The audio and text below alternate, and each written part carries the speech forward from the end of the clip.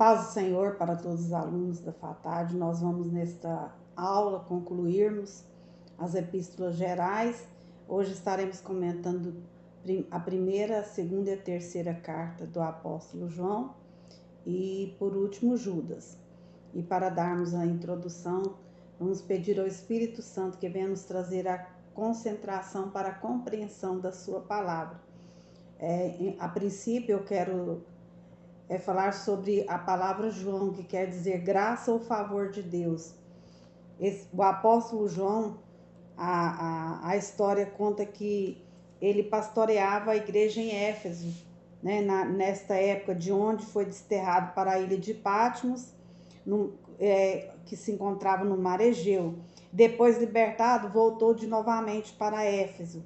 Conta-se que quando já velho e não podia pregar, levavam-no para os cultos, onde se contentava em exortar, dizendo: filhinhos, amai-vos uns aos outros, né? Com Pedro e Tiago, goza de favores extraordinários de Cristo. Então ele foi um dos apóstolos, aquelas testemunhas oculares de Jesus. E então ele trouxe muitas experiências para nós, né? Ele comentou muitas coisas preciosas para nós. Nós vamos ver que a carta do apóstolo João, a primeira epístola de João, não tem saudações ou qualquer alusões pessoais. Tem mais a natureza de uma dissertação sobre a crença e deveres dos crentes do que uma certa igreja. O livro é uma carta íntima do pai aos seus filhinhos. Aqui fala assim que é o livro, a carta, né, mais íntima da Bíblia, né, onde foi escrito sobre o amor. As palavras-chave desta epístola, nós vamos ver que a palavra saber, conhecer ou certo aparece 25 vezes nesta epístola. Outro ponto principal é que manteremos comunhão uns com os outros se mantermos comunhão com o Pai. Esse é o princípio, né? Nós vamos ver que aqui nós vamos ver que existe várias divisões nesta carta, né? A encarnação de Cristo, os filhinhos e a comunhão, os filhinhos e o mundo, como os filhinhos podem conhecer um ao outro, como os filhinhos devem conviver uns com os outros, como os filhinhos podem reconhecer os mestres falsos, os filhinhos assegurados e avisados. Então nós vamos ver que a segunda epístola de João é dirigida a uma senhora cristã e aos seus filhos, talvez a senhora eleita. Alguns comentadores, desde a antiguidade, acham que quer dizer a uma certa igreja ou a igreja em geral e aos seus membros, e é modelo do amor e esforços que os pastores devem prestar aos seus filhos na fé. Então nós vamos ver que a palavra-chave dessa segunda carta de João, quanto à atitude para com os falsos ensinadores, não se deve dar-lhes hospedagem, né? João estava orientando aos cristãos daquela época como eles deveriam se portar, né? E aqui, por último, a terceira epístola, um belíssimo exemplo da correspondência íntima do venerado presbítero. As epístolas de João, as de Pedro e as de Tiago denominam-se epístolas gerais por não serem dirigidas às igrejas em particulares, né? Não, a uma igreja específica, por isso que elas são conhecidas como epístolas gerais. Então, elas não são dirigidas nem pessoas, nem às igrejas em particular, mas são dirigidas às igrejas, aos cristãos que estavam dispersos por todos os lugares. E quando a gente vê a data mais ou menos que essas epístolas foram escritas, mais ou menos do ano de 85 a 95 da nossa era cristã, que elas foram escritas. Alguns historiadores falam que João já estava bem de idade, né? Como nós lemos aqui, ele já estava bem de idade quando ele escreveu essas epístolas. Aqui nós vamos ver que as cartas que chamamos de primeira, segunda e terceira de João foram escritas pelo mesmo apóstolo João que escreveu o Evangelho de João e o livro de Apocalipse. Este homem era discípulo de Jesus Cristo. ele o conhecia pessoalmente e foi um dos 3 discípulos com quem Jesus passou mais tempo. Sempre Jesus, ele tinha os seus 12 apóstolos, mas sempre quando ele ia, chamava, em particular, ele chamava Pedro, Tiago e João, né? 2 dos temas de 1 de João são o amor e a luz. E aí são os temas que mais ele fala sobre isso. É importante porque capacita crentes a terem verdadeira comunhão com Deus e com os outros crentes. Então pense nisso, viver na luz significa que podemos ter amizades verdadeiras e profundas, comunicação sincera e desfrutar de um tempo agradável com o próximo. Quando vivemos na luz de Deus, nada fica escondido, não temos que tentar encobrir nada. Podemos ser verdadeiros diante de Deus e dos homens. Viver uma transparência, né? E isso é maravilhoso. Nós vivermos uma vida de simplicidade, amando uns aos outros, conhecendo e sempre procurando servir ao Senhor.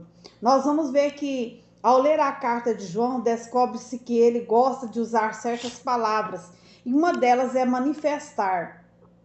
Aqui nós vamos ver que o apóstolo afirma que a vida eterna, a qual estava com o Pai, nos foi manifestada. Ela está em 1 de João, capítulo 1 e verso 2. Aqui não se trata de uma vida oculta, que é preciso procurar e encontrar. Antes é uma vida manifestada, revelada abertamente, né? Deus se revelou na criação, mas a criação por si mesma jamais seria capaz de contar a história do amor do Criador. Deus também se revelou de maneira mais plena na Bíblia, mas a revelação mais completa e absoluta de Deus deu-se em seu Filho Jesus Cristo. Que um dia Jesus disse: quem me vê a mim, vê o Pai que me enviou, né? Jesus disse lá em João, ele se referiu em João 14, verso 9. Uma vez que Jesus é a revelação do próprio Deus, recebe um nome muito especial, que é o Verbo da vida. A mesma designação pode ser encontrada no início do Evangelho de João, que lá está escrito: no princípio era o Verbo estava com Deus e o Verbo era Deus. A palavra falada, né? Porque Jesus Cristo tem esse nome, porque Cristo é aquilo que as palavras são para as pessoas. Palavras revelam pensamentos e sentimentos. Cristo revela a mente e o coração de Deus. Ele é o meio de comunicação vivo entre Deus e os homens. Conhecer a Jesus Cristo é conhecer a Deus. Olha que coisa linda. João identifica Jesus Cristo de modo inequívoco. Jesus é o Filho do Pai, o Filho de Deus. Em sua primeira carta, o apóstolo adverte seus leitores várias vezes para não darem ouvidos aos falsos mestres que mentem sobre Jesus Cristo. Quem é o mentiroso, senão aquele que nega que Jesus é o Cristo? Nisto conhecereis o Espírito de Deus. Todo espírito que confessa que Jesus Cristo veio em carne e é de Deus. E todo espírito que não confessa a Jesus não procede de Deus. Aqui nós vamos ver que o apóstolo João tem uma tamanha seriedade da questão das falsas doutrinas daquela época. Começaram com os gnósticos, né? O gnosticismo estava infiltrando no meio da igreja. Aqui nós vamos ver que tamanha é a seriedade da questão das falsas doutrinas, que João também escreve sobre isso em sua segunda carta, advertindo os cristãos a não receber os falsos mestres em suas casas. Além disso, deixa claro que negar que Jesus é Deus corresponde a seguir as mentiras do anticristo. Aqui nós vamos ver que isso nos leva a uma doutrina bíblica fundamental, motivo de perplexidade para tantos, a doutrina da Trindade. Nesta carta, João fala do Pai, do Filho e do Espírito Santo. Diz, por exemplo: nisso conhecereis o Espírito de Deus. Todo espírito que confessa que Jesus Cristo veio em carne é de Deus. Vê-se, portanto, que em um único versículo ele faz referência a Deus Pai, Deus Filho e Deus Espírito Santo. Aqui o termo trindade é uma combinação do prefixo tri, que significa três, com o termo unidade, que significa um. Assim, trindade é 3 em 1 ou 1 em 3. apesar de a palavra Trindade não aparecer nas Escrituras, é uma doutrina que a palavra ensina. Aqui nós vamos ver que os cristãos não creem na existência de três deuses, antes creem que o único Deus existe em três pessoas, Pai, Filho e Espírito Santo. Os cristãos também não acreditam apenas que Deus se revela de três maneiras diferentes, como um homem que pode ser, ao mesmo tempo, marido, pai e filho. Antes, a Bíblia ensina que Deus é um, mas que existe em três pessoas. Aqui nós vamos ver que o apóstolo João, ele deu continuidade falando sobre que a vida é experimentada. Aqui nós vamos ver que todo aquele que crê que Jesus é o Cristo é nascido de Deus. A vida eterna não é algo que se conquista por meio de boas obras, nem é merecida por causa de um bom caráter. A vida eterna, a vida real, é uma dádiva de Deus para aqueles que creem em seu Filho como seu Salvador. Então, a certeza de fazer parte da família de Deus, de ser nascidos de Deus, é absolutamente vital para todos. Aqui nós vamos ver que os filhos de Deus também amam uns aos outros e ao Pai Celestial. Aqui o apóstolo João, ele vai ensinando aqui na sua carta que e a vida se manifestou e nós a temos visto e dela damos testemunho e vos anunciamos. A vida eterna, a qual estava com o Pai e nos foi manifestada. E aqui nós vamos ver que o apóstolo João, ele falou, se dissermos que mantemos comunhão com ele e andarmos nas trevas, mentimos e não praticamos a verdade. E aí o apóstolo João, ele continua dando as suas instruções. Aqui nós vamos ver que a primeira epístola de João está tão estritamente relacionada com o Evangelho de João quanto ao pensamento, conteúdo e estilo, que tem havido pouca dúvida de que a mesma pessoa escreveu ambos os livros. Nós vamos ver que 1 de João e Hebreus são as únicas epístolas do Novo Testamento em que não é apresentado nome de autor. E aí, mas, contudo, o conteúdo de 1 de João, todavia, revela alguns fatos acerca do autor. E aí fica declarado que realmente foi o apóstolo João de sua autoria, né? A data nós já falamos, a tradição relata que João, Filipe e André estavam entre aqueles que buscaram refúgio na Ásia. E nós estamos estudando sobre a igreja de Éfeso, aos Efésios, as cartas que Paulo escreveu aos Efésios, e aí a gente vai ver muitas assim, referências com respeito. Em Atos dos Apóstolos também fala que provavelmente o apóstolo João foi para Éfeso na época da queda de Jerusalém, quando Tito destruiu Jerusalém no ano 70, né? Ele procurou refúgio na Ásia, na atual Turquia. Se não me engano, eu falei sobre isso numa aula passada. E provavelmente João, ele foi pastor, ele foi bispo na igreja que estava em Éfeso por muito tempo, né? Quando Jesus estava lá na cruz, ele falou para João, filho, eis aí tua mãe, mãe, eis aí teu filho. E a Bíblia fala que João foi e cuidou de Maria até a sua morte. E muitos historiadores falam que o sepulcro de Maria está lá em Éfeso, né? Ensinos errôneos ameaçaram a unidade e a pureza da igreja primitiva. A filosofia gnóstica, que fazia uma distinção demasiadamente acentuada entre a realidade material e a espiritual, ameaçava distorcer a doutrina de Cristo e seu reino. Eles negavam que Jesus havia vindo e se encarnado. Os gnósticos negavam a encarnação de Jesus, né, do verbo. João iniciou sua epístola afirmando que a palavra da vida havia assumido a existência física, pois ele a havia visto e tocado.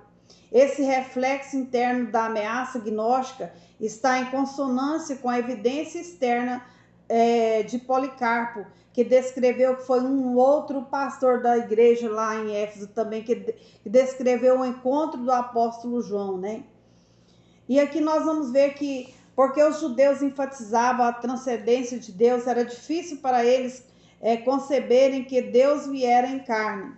E aí existia essa tendência para os ensinamentos errados, né? As doutrinas erradas. E João, ele foi instruir a igreja a não cair nesse erro. Aí nós vamos ver que a destinação aos receptores, o livro de Atos dá suficiente informação acerca da obra em Éfeso e em torno de Éfeso, para revelar que tanto judeus como gentios eram membros dessas igrejas. Era tipo uma regional, né? A igreja de Éfeso tinha uma regional e lá os pastores sempre tiveram o zelo de ensinar a verdadeira doutrina da palavra de Deus. Aí nós vamos ver que a relação com Deus é mantida através de Cristo como advogado. A comunhão com Deus é impossível fora de Cristo, nosso advogado, o nosso conselheiro. O homem que é pecador por natureza não mantém o padrão justo exigido para que ele ande com Deus. Os judeus conheciam muito bem a história do seu passado, que ensinava que a presença de Deus havia se retirado do seu meio por causa do pecado. A igreja cristã não pode esperar que um Deus justo habite nela, a não ser que a pureza seja mantida.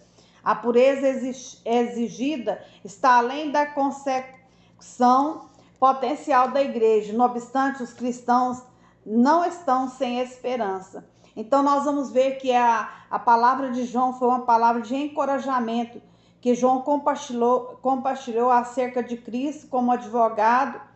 Não pretendeu com isso estimular os cristãos para o pecado. Contudo, se algum dos filhinhos pecasse, a situação não era desesperadora. Cristo, que morrera para perdoar os pecados deles, não os abandonou quando foi para a destra de Deus. Seu presente papel junto a Deus é de funcionar como advogado, pessoa que representa outra. Cristo nos representa diante do Pai, assim como o advogado representa seu cliente diante do juiz. Quando fazemos algo errado, Cristo é a propiciação. A satisfação é aquele que dá satisfação pelo nosso pecado. Ele é igualmente o sacerdote ministrante e a vítima sacrificial. Propiciação significa prestar satisfação a Deus. A satisfação que ele prestou por nossos pecados não ficou limitada aos judeus e nem às pessoas dos seus dias, mas é adequada para as pessoas do mundo inteiro.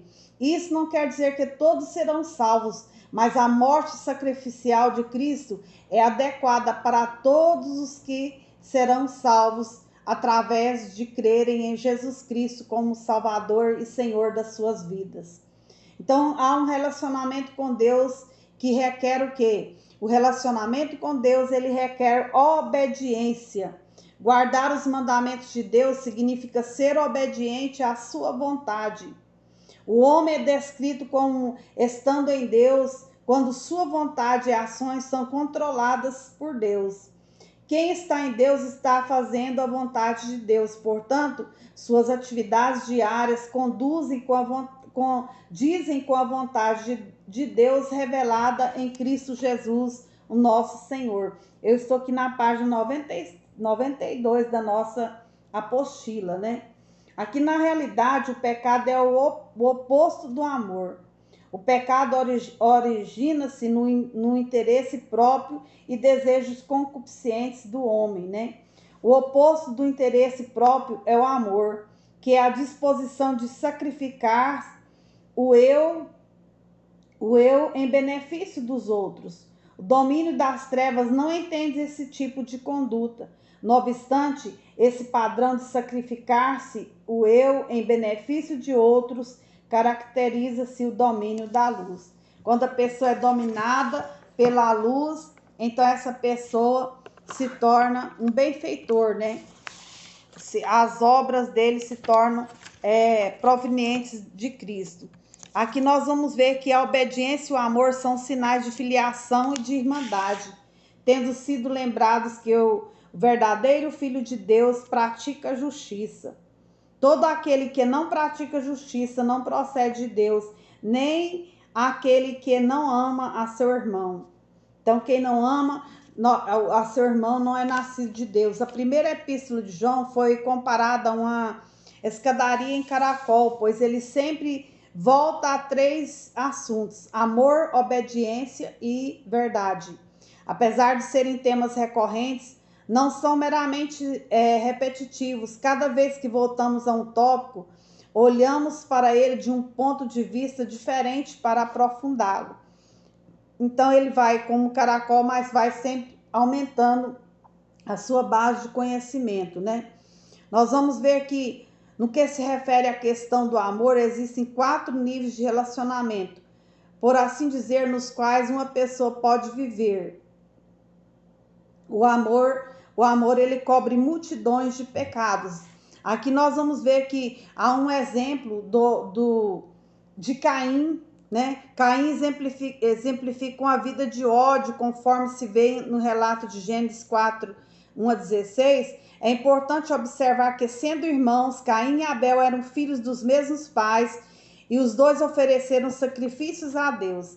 Caim não é apresentado como um ateu, mas sim como um adorador. Essa é a questão. Os filhos do diabo disfarçam em adoradores verdadeiros. Participam de eventos religiosos, como Caim fez, e podem até levar ofertas.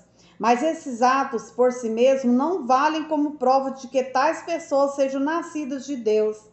O teste real é o amor pelos irmãos, e neste teste Caim foi reprovado. Irmãos, vamos tomar muito cuidado, nós precisamos amarmos uns aos outros, cuidarmos uns dos outros, né?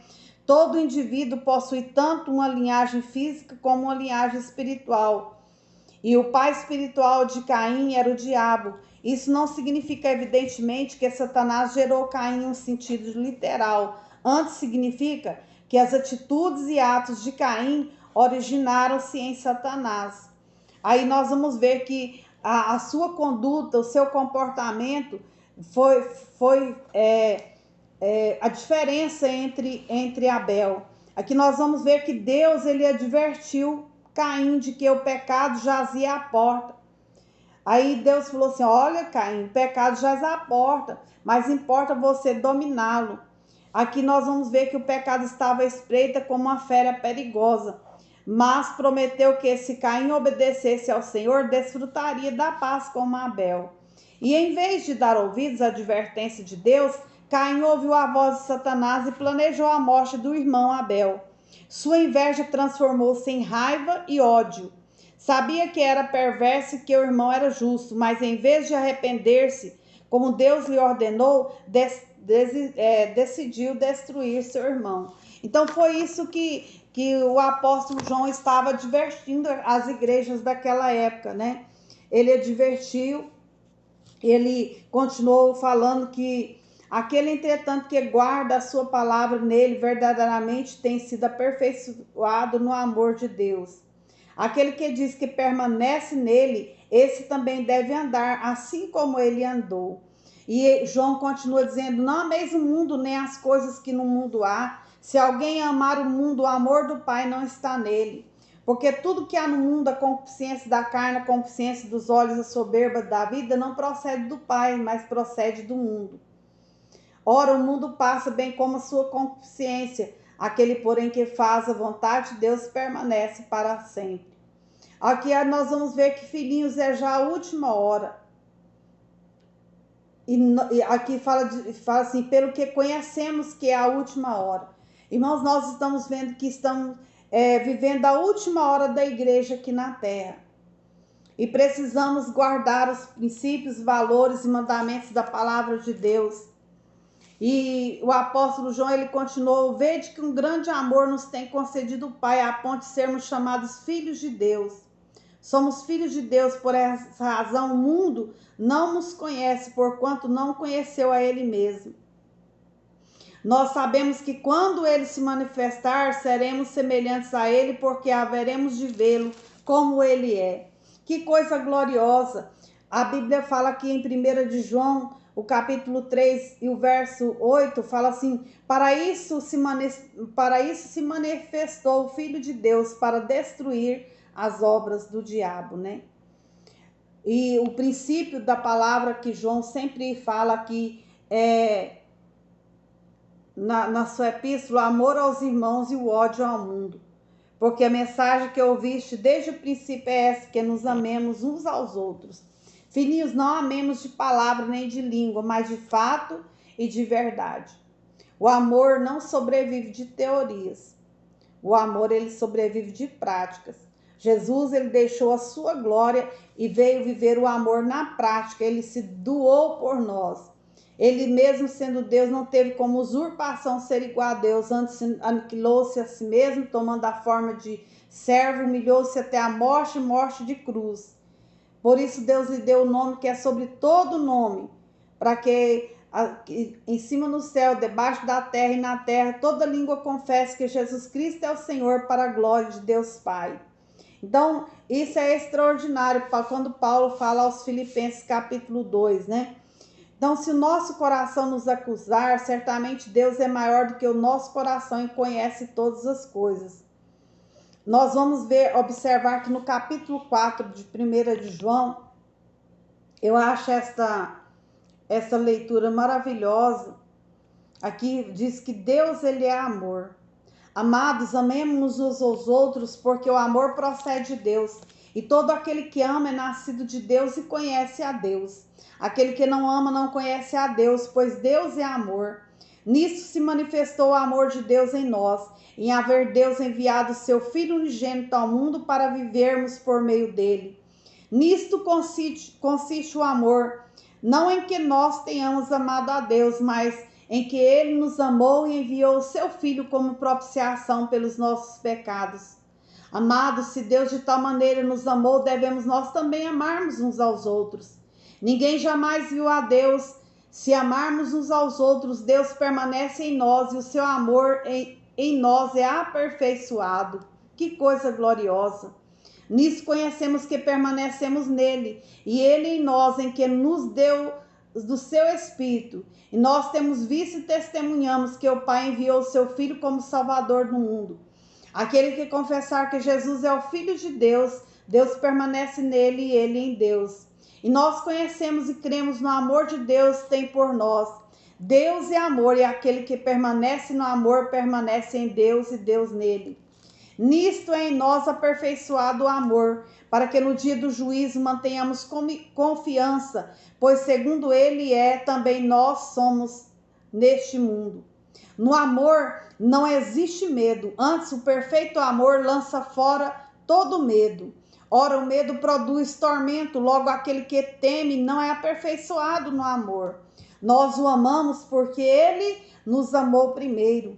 Se alguém disser amo a Deus e odiar a seu irmão, é mentiroso, pois aquele que não ama seu irmão, a quem vê, não pode amar a Deus a quem não vê.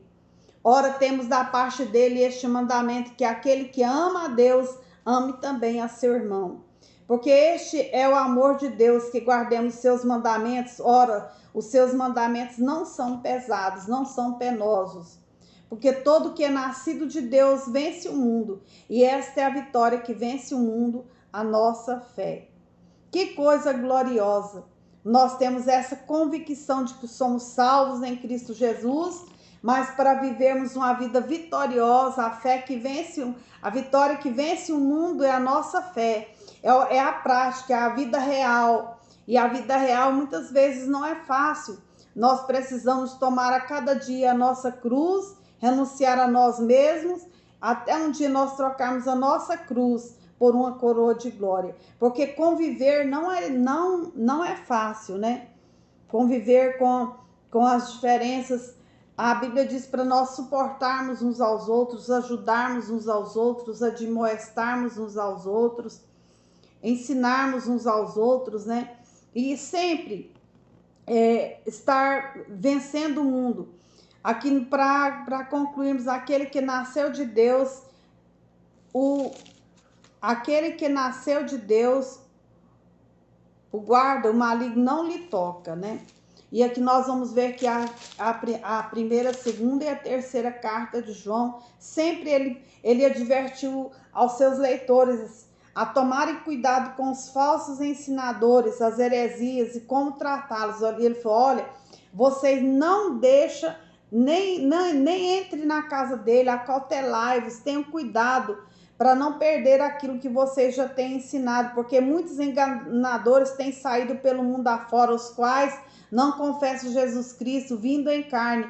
Assim é o enganador e o anticristo, aqueles que são os opositores a tudo que Jesus havia ensinado para eles. Acautelai-vos para não perderdes aquilo que temos realizado com esforço, mas para receberdes completo galardão.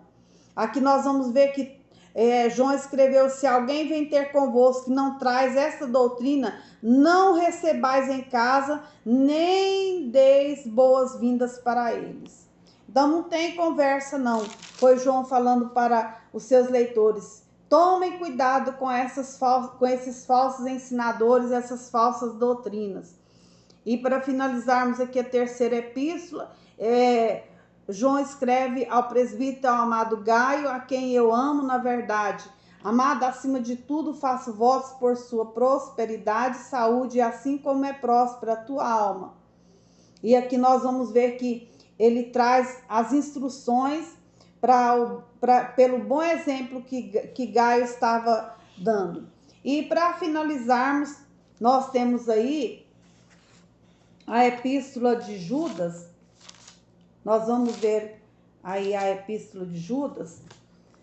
A epístola de Judas adverte os cristãos contra os falsos ensinamentos e dá uma lista útil de características dos falsos mestres e das suas doutrinas erradas.